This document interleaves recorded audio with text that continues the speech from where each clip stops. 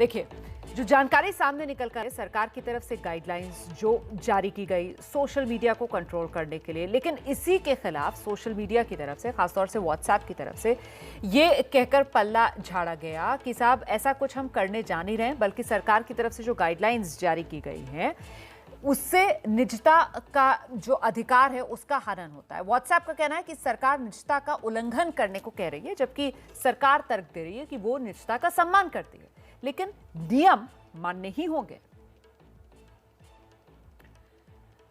तो social media कंपनियां और भारत सरकार के बीच ये जो छिड़ी हुई है वर्चुअल वॉर, इसके बारे में विस्तार से इस रिपोर्ट में जानिए।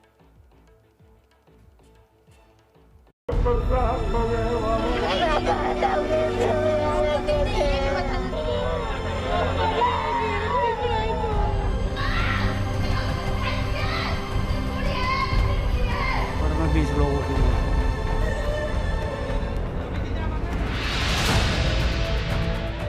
कोरोना काल में बहुत से लोगों ने खुद को बहुत असहाय महसूस किया। इमरजेंसी वार्ड में इस बेड में कल मेरा बाप मर गया, मेरा परसों चाचा मर गया।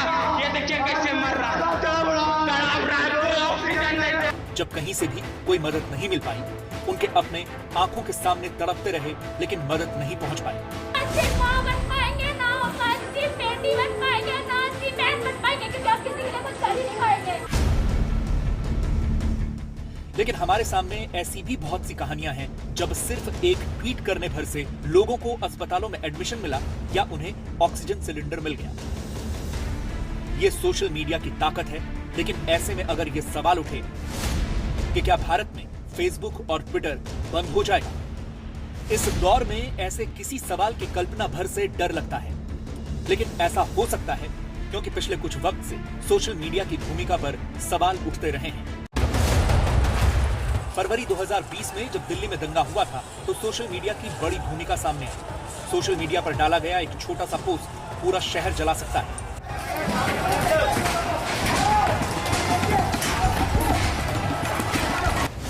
इसी साल किसान आंदोलन के बहाने जब 26 जनवरी को दिल्ली में हिंसा हुई, तो उसके पीछे भी सोशल मीडिया का बड़ा हाथ पाया गया। पता चला कि विदेशों में बैठकर खालिस्तान समर्थकों ने एक टूल किट बनाया था, जिसमें बाकायदा हिंसा के तरीके बताए गए थे।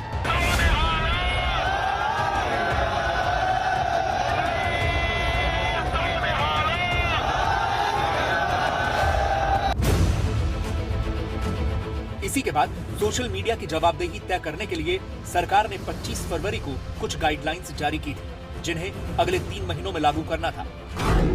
गाइडलाइंस में प्रावधान थे कि कोर्ट और सरकार के पूछने पर भड़काऊ कंटेंट का ओरिजिन बताना होगा। यूजर की मानहानि वाले कंटेंट को 24 घंटे में हटाना होगा। महिलाओं की गरिमा से खिलवाड़ करने वाली पोस्ट तुरंत हटानी होगी। कंपनियों को शिकायत अधिकारी और कंप्लायंस अफसर रखना होगा। कानूनी एजेंसियों से तालमेल के लिए नोडल अफसर होगा। हर 6 महीने में शिकायतों पर कार्रवाई पर रिपोर्ट देनी होगी। कंपनियों को यूजर को वेरिफिकेशन ऑप्शन देना होगा और कंटेंट हटाने पर यूजर को कारण भी बताना होगा। देश में सोशल मीडिया प्लेटफॉर्म के लिए नए नियम लागू करने की मियाद कल खत्म हो गई। 25 मई को 3 महीने पूरे हो गए। फेसबुक और ट्विटर जैसे तमाम सोशल मीडिया प्लेटफॉर्म्स ने इन नए नियमों के लागू करने के लिए जो नियुक्तियां करनी थी वो नहीं की। अब ऐसे में इसलिए ये सवाल बार बार उठ रहा है, तो क्या ट्विटर और फेसबुक जैसे तमाम सोशल मीडिया प्लेटफॉर्म अब भारत में बंद हो जाएंगे? ट्विटर के साथ सरकार की एक और टसल एक हफ्ते पहले तब सामने आई जब बीजेपी के प्रवक्ता संबित पात्रा ने एक ट्वीट किया। ट्वीट में संबित पात्रा ने आरोप लगाया था कि कांग्रेस की तरफ से कोरोना काल में सरकार को बदनाम करने के लिए एक टूल किट जारी किया गया था। कांग्रेस ने इस पर आपत्ति जताई, मुकदमेबाजी तक हो गई, लेकिन ट्विटर ने संबित पात्रा के ट्वीट पर मैनिपुलेटेड मीडिया का टैग लगा दिया। इसके बाद तो केंद्र सरकार का रुख और ज्यादा कड़ा हो गया है। आईटी मंत्रालय के उच्च पदस्थ सूत्र कहते हैं कि देश में इन सोशल मीडिया प्लेटफॉर्म्स को देश के कानूनों का पालन करना ही होगा। आईटी मंत्रालय के उच्च पदस्थ सूत्र तो यहां तक कहते हैं कि देश में इन सोशल मीडिया प्लेटफॉर्म्स को एक और नई ईस्ट इंडिया कंपनी नहीं बनने देंगे। सरकार के सूत्रों से एबीपी न्यूज को कुछ अहम जानकारियां मिली हैं, जैसे नियम लागू नहीं हुए तो आईटी एक्ट के तहत सरकार कार्रवाई के लिए स्वतंत्र है। सोशल मीडिया प्लेटफॉर्म अपने विचार या निष्कर्ष किसी पर थोप नहीं सकते। अगर थोपते हैं तो आईटी एक्ट के तहत मिलने वाली छूट नहीं मिलेगी। आईटी एक्ट की धारा 29 के तहत इन कंपनियों को अवमानना और हर्जाने की छूट मिलती है। कंपनियों को समान रूप से वेरिफिकेशन सिस्टम लागू करना होगा। भारत के कानून का पालन करना होगा, चाहे हेडक्वार्टर कहीं भी हो। If there are complaints against the dignity of users, particularly women, that expose their private parts of individuals or nudity or in sexual act, impersonation, etc., you will be required to remove that within 24 hours after a complaint is made. सरकार का रुख साफ है कि वो तमाम social media sites और उन पर व्यक्त किए गए विचारों की स्वतंत्रता के पक्षधर है। लेकिन जैसे किसी शिकायत पर ये प्लेटफॉर्म तुरंत निष्कर्ष पर पहुंच जाते हैं और सीधे न्याय अधिकारी बन जाते हैं, सरकार इसके खिलाफ है। फेसबुक की तरफ से कहा गया है कि हमारा उद्देश्य नियमों के प्रावधान का पालन करने का है। हम कुछ मुद्दों पर सरकार के साथ गहराई से चर्चा करना चाहते हैं। आईटी नियमों का पालन करते हुए हम संचालन की प्रक्रियाओं और खुद में सुधार करने का भी काम कर रहे हैं। लोग हमारे प्लेटफॉर्म पर खुद को स्वतंत्र और सुरक्षित रूप से अभिव्यक्त कर पाएं, फेसबुक इसके लिए प्रतिबद्ध है।